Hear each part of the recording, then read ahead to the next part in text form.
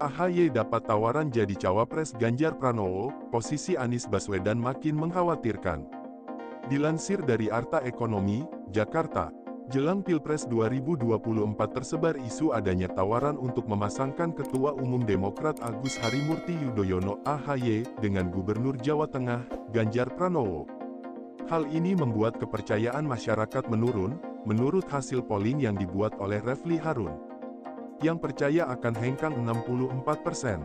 Silakan Anda mempertanggungjawabkan janji-janji surga ini, apalagi Ganjar AHY ini peluang menangnya juga besar, dibandingkan Anies Khofifah, atau Anies Aher, atau Anies Gatot misalnya, ujar Refly, dikutip suara.com pada Rabu tanggal 16 November tahun 2022. Tersiar kabar juga Demokrat akan hengkang dari Koalisi Perubahan Kepulauan, yang dibentuknya bersama Nasdem dan PKS.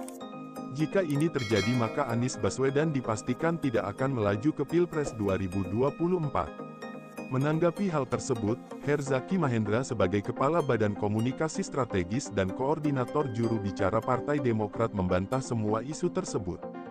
Herzaki juga spontan menanggapi pertanyaan Refly dengan tawa. Ia kemudian memastikan bahwa Partai Demokrat masih fokus dengan pembentukan koalisi perubahan bersama Partai Nasdem dan PKS. Kalau kami saat ini, kita fokus dan tetap solid dengan teman-teman Nasdem dan PKS. Bertiga mengusung koalisi perubahan. Kami saat ini memang masuk dalam konteks mendiskusikan mengenai kriteria capres dan cawapres, jelas Herzaki. Herzaki menyatakan bahwa Anies sudah memenuhi kriteria capres ideal, sehingga yang saat ini dicari adalah sosok cawapres yang tepat mendampingi Anies.